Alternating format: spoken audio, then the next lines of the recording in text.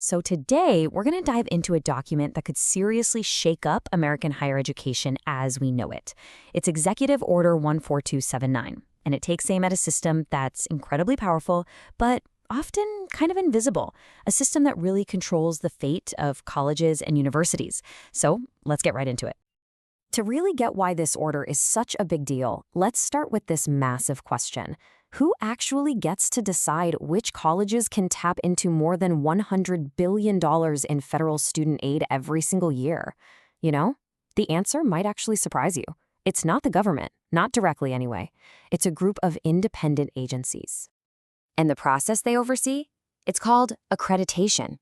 The best way to think about it is like a seal of approval. An accrediting agency comes in, evaluates a college, and if that college passes, boom, it becomes eligible for that huge pool of federal money. No accreditation, no federal student aid. It's that simple. And that is exactly where this new executive order, signed on April 23, 2025, steps onto the scene. It's a direct challenge to how this entire system works. So, what's it proposing? Let's break it all down. All right, so here's our roadmap. We're going to start with just how powerful these gatekeepers are, then dig into the problem this order says it's trying to solve. We'll look at how it plans to hold accreditors accountable, check out the new playbook it wants to create, and finally, talk about what this all could mean for the future of college. So first up, these accreditors as the gatekeepers. You know, it's pretty wild when you think about it, but their immense power really all boils down to one thing: their control over a massive river of federal cash. And just how much are we talking about here? Well, according to the order itself, it's over $100 billion. That's billion with a B, in federal loans and grants, every single year. And the key here is that accreditors are the ones holding the keys to that vault. Okay, so if this system is so powerful, you might be asking, what's the big problem? Well, according to this executive order, there isn't just one issue with how accreditation is working right now. There are two. First up, the order basically argues that accreditors are failing at their number one job, making sure students get a quality education that's actually worth the investment. And to make its case, it doesn't just make claims, it points to some pretty specific data. So take a look at this data on what they call return on investment. The order highlights that almost a quarter of all bachelor's degrees and an incredible 40% of master's degrees have a negative return. I mean, think about that. That means they can leave students financially worse off than when they started. And it's not just about the money. The order also points to what it calls an alarming national graduation rate. Back in 2020, only 64% of undergraduates actually finished their degree within 6 years. From the order's perspective, that is a huge red flag that quality control is failing. And that brings us to the second major critique laid out in this order. It argues that instead of focusing on those student outcomes we just talked about, accreditors have shifted their focus to, and I'm quoting here, compelling adoption of discriminatory ideology. And the order doesn't just make a vague claim. It points to a really specific example to make its case.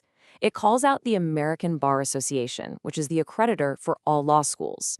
The ABA required schools to commit to a student body that is diverse with respect to gender, race, and ethnicity. Well, the order argues that this directly violates the 2023 Supreme Court's decision in the Students for Fair Admissions case, which put major limits on how colleges can use race in admissions. Okay, so we've laid out the problems that this executive order says exist. Now, what about the solutions? Well, the first step is all about accountability and enforcement. And Section 2 of this order does not pull any punches. It explicitly gives the Secretary of Education the power to hold these accreditors accountable. And that could mean suspending or even terminating their federal recognition entirely. It also specifically targets the American Bar Association and medical school accreditors for investigations into their diversity, equity, and inclusion standards. But it's not all just about cracking down.